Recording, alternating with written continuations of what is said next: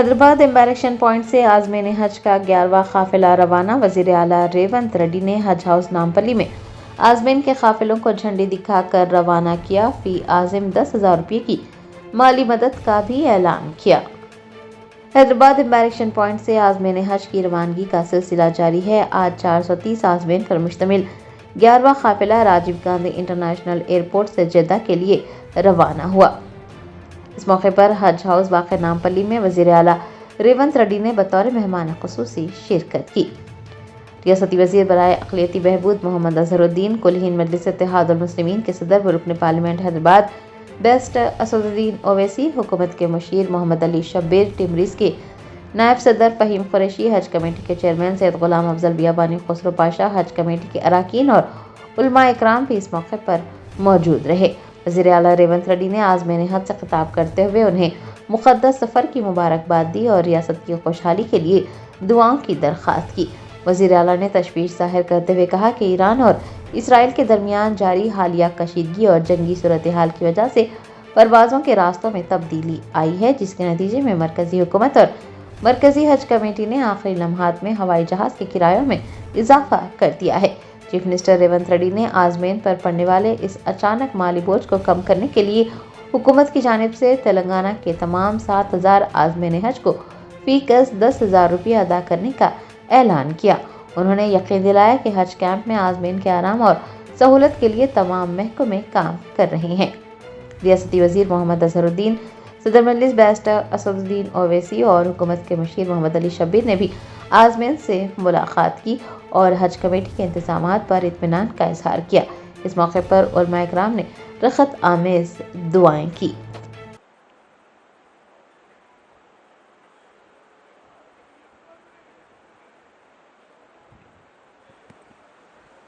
तेलंगाना हज कमेटी के तरफ से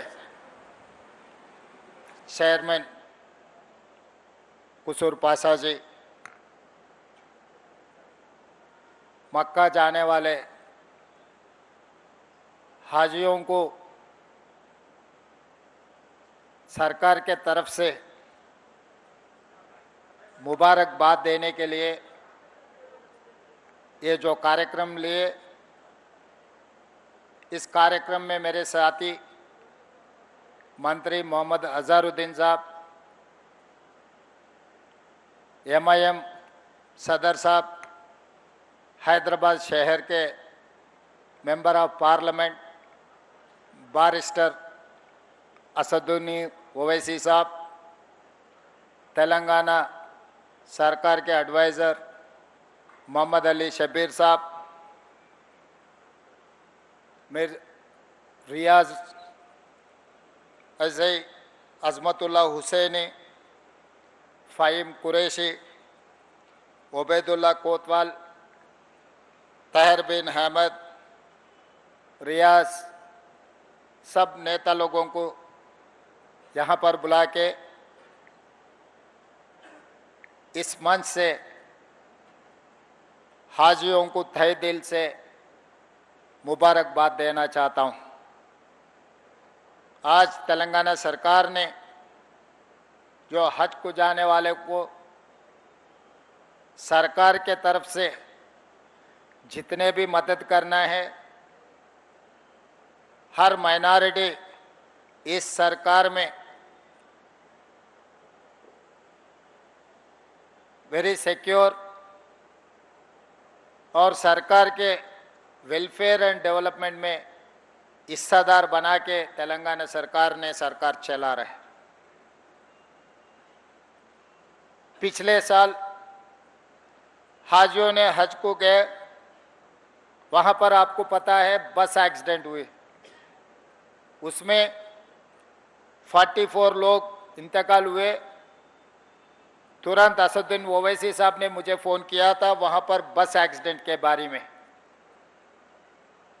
तुरंत हम लोग नामपल्ली MLA अज़हरुद्दीन साहब को और बाकी हमारे कांग्रेस अपना सरकार के तरफ से वहाँ पर भेज दे के उनके परिवारों को, यहाँ से इनके परिवार को भी जिसने जिसने इंतकाल हुए वहाँ एक्सीडेंट में पहचानने के लिए और उनके परिवार को सरकार के तरफ से वहाँ भेज दे के उनके परिवार को जो तकलीफ हुए, तकलीफ में सरकार उन लोगों के साथ खड़ा होकर उन लोगों का तकलीफ दूर करने के लिए और उनके परिवार में जितने भी इंतकाल हुआ, हर इंसान को वहाँ पर जो इंतकाल हुए 5-5 लाख रुपए उनके परिवार को यहाँ पर उन लोगों को हम एक्सग्रेशिया दिया हुआ है।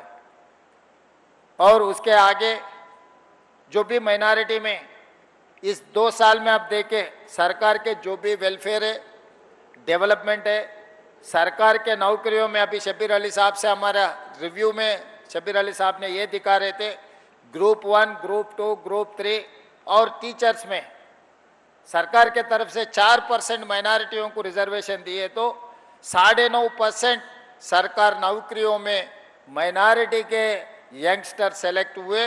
आज डॉक्टर, इंजीनियर जो भी पढ़ रहे 4% रिजर्वेशन, उनके जो बेनिफिट माइनॉरिटियों को मिल रहे और सरकार नौकरी में भी उन लोगों का कुछ कम 10% हिस्सा मिल रहा है।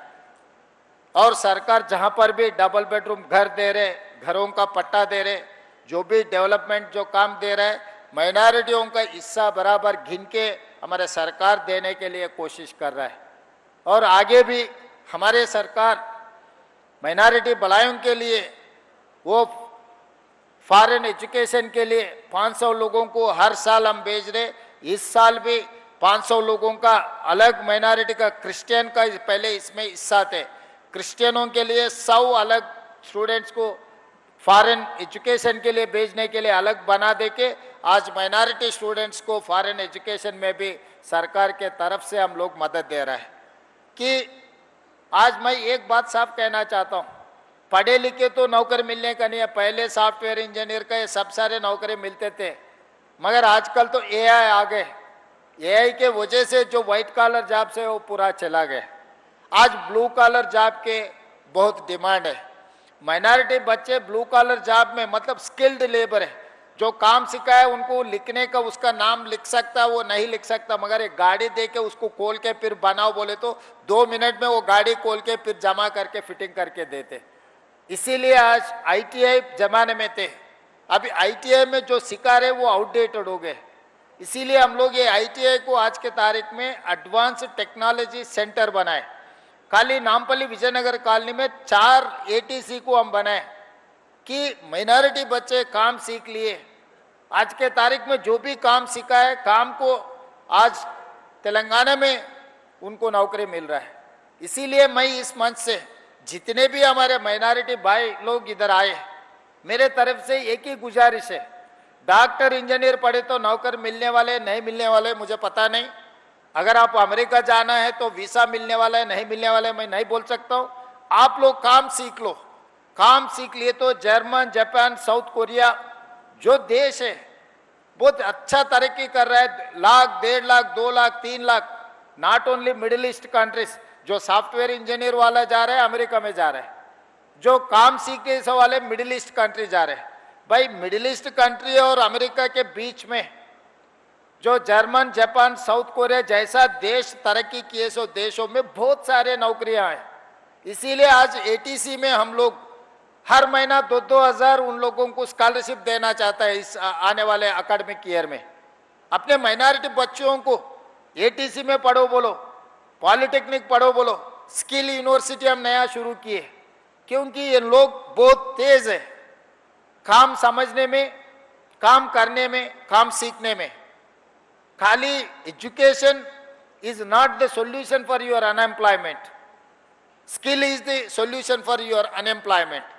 तो इसीलिए हम लोग फोकस शिफ्ट किए, इसीलिए आज स्किल के बारे में हम ज्यादा से ज्यादा ध्यान दे रहे हैं, स्किल एम्पावरमेंट करना चाह रहे हैं। इसीलिए माइनॉरिटी का भी अभी रिव्यू किया, मैं आदेश दिए जो माइनॉरिटी कॉरपोरेशन से। और हैदराबाद शहर में इतने सारे ऑटो है, डीजल से चल रहा है, तो हर दिन 300-400 रुपए उनका डीजल का खर्चा हो रहा है।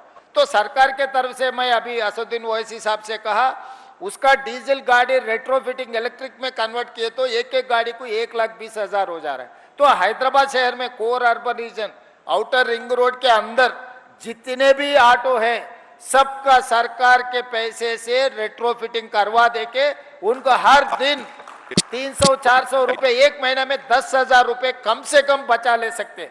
हैदराबाद में जितने भी ऑटो चल रहा है, 2 लाख ऑटो है हैदराबाद शहर में, ज्यादा से ज्यादा ऑटो चलाने वाले अपने माइनॉरिटी के भाई लोग हैं। तो जो रिट्रोफिटिंग सरकार के पैसे से हम 5 कंपनियों से अभी बातचीत हो रहे, एक महीने में 1.5 महीने में पूरा एक लाइन पे लेकर आएंगे। तो जो ऑटो चलाने वाले उन्हें ऑनलाइन में अप्लाई किए तो एक पैसा भी खर्च वजन उसके ऊपर नहीं गिरने देता हूं। सरकार के पैसे से आपको डीजल इंजन निकाल देके रेट्रोफिटिंग वाला ईवी व्हीकल बना देके देंगे। तो हर दिन 400-500 रुपए आपको बच जाने वाला है। महीने में कम से कम 10,000 रुपए फायदा है। तो ऐसे जो माइनॉरिटी का वेलफेयर के लिए जो सरकार काम कर रहा है, जो एजुकेशनल इंस्टीट्यूट पिछले साल में हम लोग 550 जो माइनॉरिटी स्कूल्स के टिम्बरिस के पूरे पैसे ले आके पूरा अभी जितना भी पेंडिंग है 120 स्कूल्स कॉलेज का 10 साल से वो काम पेंडिंग रहा था, इस बार पूरा क्लियर के पूरा सब पैसे देके पूरा काम करवाए। तो इसीलिए आज ये सरकार आप लोगों का तकलीफ दूर करने के लिए, 4 पैसे कमाने के लिए सरकार के तरफ से पूरा हम लोग आपके साथ देंगे। और आज आप लोगों को पता है जो ईरान इजराइल के पंचायत चल रहा है, पूरा पेट्रोलियम प्राइसेस ज्यादा हो गए। केंद्र सरकार ने आप लोग हाजियों का जो पैसे अचानक आधी रात को 10,000 रुपए बढ़ा दिए। भाई आज हाजी जो जा रहे वो बहुत सारे करोड़ों लोग समझते कि भाई हज को जाएंगे, हज को जाने के लिए हर परिवार में हर किसी का इरादा रहता, उनका पूरा जन्म में एक बार तो भी हज को जाके आने के लिए। मगर अल्लाह मियाँ ने जिसको बुलाया वही जा सकता है, हम चाहे तो नहीं जा सकते वहां पर। जो अल्लाह मियाँ हुक्म जारी किए वही आदमी जा सकता है। जो आदमी का अल्लाह मियाँ बुलाए वो तय हो गए जाने के लिए। आखिरी मिनट में केंद्र सरकार ने फ्लाइट चार्जेस ये फ्यूल का दाम बढ़ गए, तो इसीलिए हाजियों को हर हाजी से 10,000 रुपए एक्स्ट्रा वसूल करने का पिछले महीने में 28 अप्रैल को एक हुक्म जारी किए। भाई मैं पूछना चाहता हूं, यहाँ पर इतने सारे नेता लोग हैं, आप लोग हैं, अचानक 10,000 रुपए बढ़ा है तो कहां से लाएंगे? वो किसको उधार मांगेगा? तारीख तो तय हो गए जाने का, इतना जल्दी पैसे, अगर तारीख दूर है तो बात अलग है, तारीख सर पे बैठा हुआ है, निकलना है यहां से। तो 7,000 लोगों का ये 10,000 का जो वजन आपके ऊपर गिरे, वो वजन तेलंगाना हुकूमत ने लिए। आज जितने भी हाजियों इधर बैठा हुआ है, हर किसी के ऊपर टिकट के खर्चा 10,000 रुपए बढ़ा दिए। ये 10,000 रुपए हर हाजी का जो वजन आया, तेलंगाना हुकूमत ने। अजहरुद्दीन साहब, असदुद्दीन ओवैसी साहब मुझे पूछे कि भाई ये अचानक ये ऐसा आ गया। मैं बोला भाई सरकार है आपके तरफ, सरकार तो ऐसा नहीं है, सरकार इसीलिए जो तकलीफ है तकलीफ दूर करने के लिए हम लोग इधर है। इसीलिए आज 7,000 हाजियों का जो 10-10 हजार एक का जो वजन आपके सर पे डाला है, वो वजन तेलंगाना हुकूमत ने उठाए। तो जब आपका जब जरूरत है, सख्त है, हर चीज में मैं मदद किया नहीं किया मैं नहीं बोल सकता। जिस दिन सख्त है, जिस दिन जरूरत है, उस दिन तेलंगाना सरकार हाजिर हो जाएंगे आपके तरफ खड़ा होने के लिए। सरकार नौकरियों में, सरकार जो भी वेलफेयर दे रहा है, एजुकेशन में, हर चीज में सरकार आपके तरफ खड़ा होकर आपको मदद देने वाला है। और जहां पर भी ओल्ड सिटी में, पहले लोग बोलते थे ओल्ड सिटी, मैं बोला जिस दिन चंद्रयान गुट्टा में गए थे मेट्रो रेल एक्सटेंशन का, तो ये ओरिजिनल सिटी है, ओल्ड सिटी नहीं है। जो हैदराबाद निशान देश का निशान है, हैदराबाद का नाम दुनिया में सबको पता है, सब पहचानते हैं।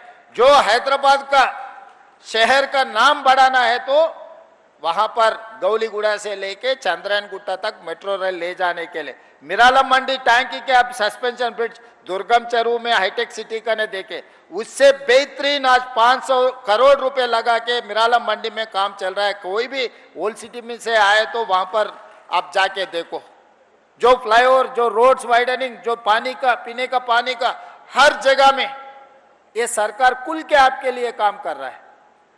इतना ही हम आप लोगों से कुछ नहीं मांग रहे। जब हज ही जा रहे, हज में आप दुआ मांगो तेलंगाना हुकूमत के लिए, क्योंकि देश भर आप देख रहे SIR से क्या हो रहा है, चुनाव में क्या हो रहा है, चुनाव में जीतने के लिए लोग कैसे कैसे बातें बोल रहे। तो हम लोग तेलंगाना में जो हुकूमत चलाए 10 साल, वो किसके साथ आज तय कर लिए, रात को किससे बात कर रहे हैं, दिन पे किस क्या काम कर रहे हैं, आप लोग सब देख रहे हैं। मैं ज्यादा राजनीति के बारे में यहां पर नहीं बोलना चाहता हूं, मगर आप हमारे परिवार है। मेरे लिए हिंदू मुसलमान में कोई फर्क नहीं है, 2 आंखें है मेरे लिए, हिंदू मुसलमान 2 भाई है मेरे। तो इसीलिए हम लोग सब जमा होकर, जो बंगाल में हुआ, जो दिल्ली में हुए, जो उत्तर प्रदेश में हुए, जो बिहार में हुए, वो तेलंगाना में नहीं होने देना बोले तो हम लोग सब इकट्ठा होकर, खड़ा होकर SIR के नाम पे जो लोग अपने ऊपर हमला करने के लिए, हुकूमत चलाने के लिए जो कोशिश कर रहा है, सीधा उन लोगों को कुछ नहीं मिल रहा है। यहां से टेढ़ी उंगली से निकालने के लिए कोशिश कर रहा है। टेढ़ी उंगली वाले कौन है, पहचानने का जिम्मेदार है आप लोगों का है, मेरा भी है, मंच पे जितने भी नेता लोग हैं सबका, कि उन लोगों का इरादा है भाई किसी हाल हैदराबाद शहर को आज हासिल करने का। तो हम लोग केरला में रोक दिए, हम लोग तमिलनाडु में रोक दिए, हम लोग तेलंगाना में रोक दिए, हम लोग कर्नाटक में रोक दिए, साउथ इंडिया में कहीं पर भी नहीं आने दिए। आंध्र प्रदेश में चंद्रबाबू नायडू जी के नाम पर मुकोटा डाल के आंध्र प्रदेश में वो लोग आ गए, मगर तेलंगाना में कभी भी ऐसे नहीं होने देना है। हम लोग सब लोग इकट्ठा होकर ऐसे कामों को रोकने का बहुत जरूरत है। वो काम रोकने के लिए मैं सबसे आगे खड़े रहूंगा। आप लोगों का दुआ बहुत जरूरत है। इसीलिए आज हमारे हाजियों से मेरा एक ही गुजारिश है, वहां से आप कुछ तोहफा लाने का जरूरत नहीं है, खाली दुआ मांगो, दुआ लेकर आओ तेलंगाना राज्य के लिए। तेलंगाना तरक्की करेंगे, हमारे माइनॉरिटी एंड मेजॉरिटी वेलफेयर में हम काम कर लेंगे। हम लोग भाई भाई बनकर तेलंगाना इस देश में नंबर 1 बनाने के लिए जो काम कर रहा है, आप लोगों का आशीर्वाद, आप लोगों का दुआ बहुत जरूरत है। जिस दिन भी आप लोगों को तकलीफ है, मैं हाजिर होऊंगा। कोई भी यहाँ पर तेलंगाना में कोई ऐसा नहीं सोच सकते सरकार के तरफ से हमको कोई मदद नहीं मिल रहा है। सरकार के तरफ से जल्द आप लोगों का मदद मिल जाएंगे। आप लोगों के साथ खड़ा होकर जो तरक्की में आपके हिस्सा बराबर आपको देने के लिए ये सरकार ने काम करने वाला है। आपके दुआ जरूर रहना। आप लोगों को मैं और एक बार जो हाजियों को मैं मेरे तरफ से, तेलंगाना हुकूमत के तरफ से उन लोगों को तहे दिल से मैं धन्यवाद कहना चाहता हूं, उन लोगों को अभिनंदन देना चाहता हूं। आप लोग बहुत खुशकिस्मत वाले, अल्लाह मियाँ ने आप लोगों को वहां पर बुलाए। करोड़ों लोग सोचते उन लोगों को मौका नहीं मिला, आप लोगों को मौका मिले, आप लोग जा रहे। अल्लाह के दुआ आपके ऊपर है, आपके दुआ पूरा तेलंगाना राज्य के ऊपर रहना है। इतना ही मैं बोलते समाप्त करना चाहता हूं। अल्हम्दुलिल्लाह।